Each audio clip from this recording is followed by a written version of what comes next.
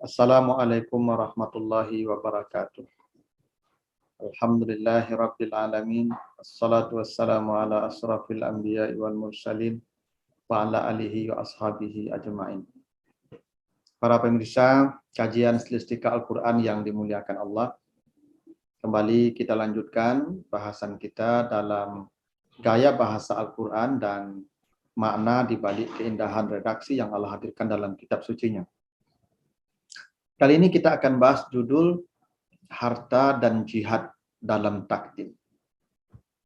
Kita akan bahas makna dan rahasia di balik perbedaan ungkapan Allah di surat Al-Hujurat ayat yang ke-15 dan di surat As-Saff ayat yang ke-11.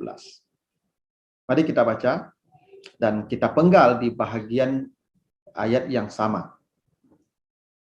Di surat Al-Hujurat ayat 15 kata Allah, saya penggal ayatnya.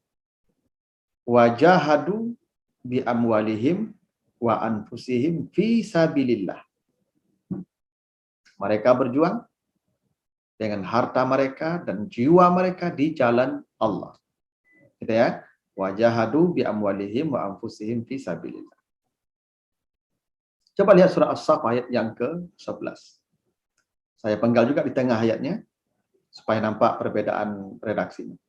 Wa tujahiduna fi sabilillah bi amwalihim bi amwalikum wa anfusikum. Apa perbedaan redaksinya? Perbedaannya terdapat pada takdim atau takhirnya kata sabilillah dan bi amwalihim wa anfusihim. Di surat Al-Hujurat ayat yang ke-15 itu kata harta dan jiwa itu didahulukan daripada fisabilillah. Wa tujahidu fi bi amwalihim wa anfusihim fi sabilillah. Jadi kata fisabilillahnya ditaruh di belakang. Berbeda dengan surah As-Saff ayat yang ke-11 tadi. Kata sabilillahnya ditaruh di depan harta dan jiwa. Wa tujahiduna fi sabilillah bi amwalikum wa anfusikum. Pertanyaannya, kenapa enggak sama-sama dibelakangkan saja fisabilillah? Sama-sama didepankan harta dan jiwa. Bisa enggak surat As-Saff ayat yang ke-11 wa tujahiduna bi amwalikum wa anfusikum fi sabilillah?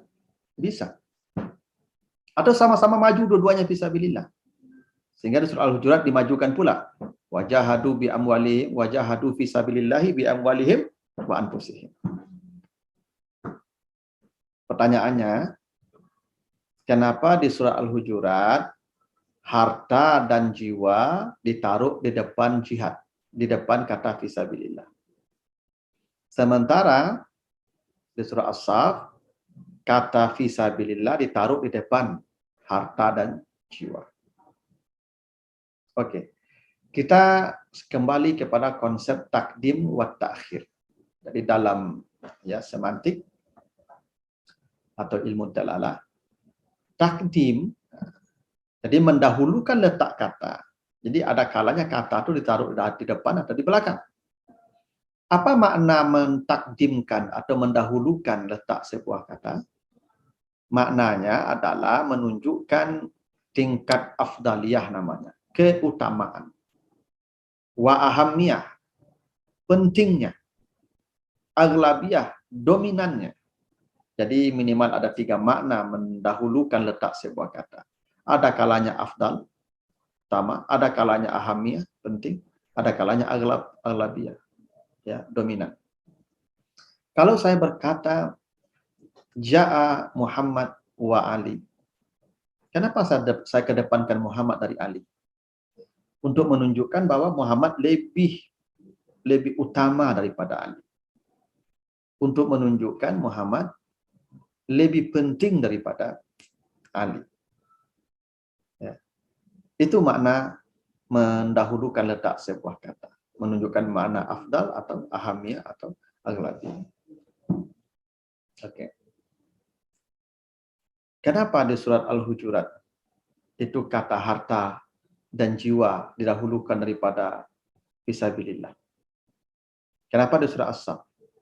Ya, kata sabilillah letak dahulu daripada harta dan jiwa. Begini, ayat ini tidak bisa kita lepaskan dari konteks, ya, karena konteks yang berbeda. Surat Al-Hujurat itu menceritakan orang-orang yang imannya masih labil. Maka ada kalimat, ya, sebelum ayat ini di ayat 14, walamma yadkhulil iman fi qulubikum. Iman belum masuk ke dalam hatimu. Saya kira begitu. Ya, jadi di ayat 14 ada satu kalimat di ayatnya, walamma yadkhulil imanu fi qulubikum. Iman belum lagi masuk, ya, belum lagi bersemayam di hatimu. Kamu baru Islam. Ya. Nah, kulu aslamna, kamu baru Islam, tapi iman belum. Beda dengan surah As-Saff. Surah As-Saff itu yang dipanggil ya ayyuhallazina amanu, orang yang beriman. Ya, orang yang beriman. Iman sudah ada di hatinya. Makanya tu'minuna billah wa rasul. Jadi iman sudah ada di hatinya. Di Hujurat iman belum masuk ke hatinya. Imannya masih separuh, masih labil. Lalu kenapa di surah Al-Hujurat didahulukan harta dan jiwa? Orang yang imannya belum sempurna, iman yang masih separuh hati, yang belum masuk ke hatinya imannya, bagi mereka harta dan keselamatan jiwa itu adalah hal yang utama. Kira-kira begitu. Ahamnya. Bagi mereka yang paling penting itu adalah menjaga harta dan jiwa daripada berjuang di jalan Allah. Itu kalau imannya belum sempurna. Jadi bagi mereka yang penting harta dan jiwa. Berjuang tidak penting. Makanya fisabilillahnya ditaruh di terakhir. Itu tidak nomor satu bagi mereka. Nomor sekian. Tapi kalau orang beriman, berjihad di jalan Allah, itu lebih utama. Lebih penting daripada harta dan jiwa mereka. Itu kenapa harta dan jiwa ditaruh di belakang. Fisabilillah ditaruh di depan. Karena bagi orang beriman, berjuang di jalan Allah itu jauh lebih penting, jauh lebih utama daripada menjaga harta dan jiwa mereka.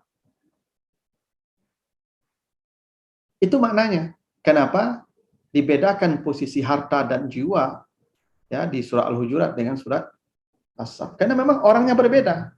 Al-Hujurat orangnya masih imannya labil, yang di As-Saff imannya sudah semayam di hatinya. Maka bagi mereka orang yang beriman, harta dan jiwa itu tidak penting. Yang penting berjuang di jalan Allah. Bagi orang yang imannya separuh, yang penting hartanya, jiwanya. Berjuang di jalan Allah itu nantilah nomor sekian. Ya. Apa, ya, isyarat dari ayat ini? Semakin sempurna iman seseorang, maka semakin tidak penting bagi dia harta dan jiwanya. Yang dia pentingkan hanyalah bagaimana berjuang di jalan Allah. Tapi semakin minim keimanan seseorang, semakin tipis keimanan seseorang, maka kecintaannya kepada harta, jiwa, ya, melebihi daripada kecintaan kepada agamanya. Jadi memang hanya orang yang beriman sajalah yang memiliki kecintaan yang sempurna kepada perjuangan membela agama Allah. Dan orang yang imannya masih minim, masih labil, ya, masih separuh, maka mereka tidak akan membela agama Allah. Kalaupun ada, itu hanya sedikit dan nomor terakhir. Karena nomor satu bagi mereka adalah harta dan jiwa mereka. Itulah rahasia kenapa di kedua ini dibedakan posisi harta dan jiwa, ya, dan fisabilillah.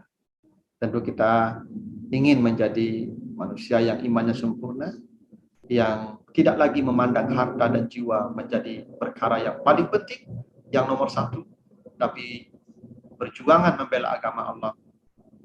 Itulah tujuan hakiki, tujuan yang paling utama, ya, tujuan yang paling pokok dalam kehidupan kita semua. Mudah-mudahan ada manfaatnya. Lebih kurang mohon maaf. Assalamualaikum warahmatullahi wabarakatuh.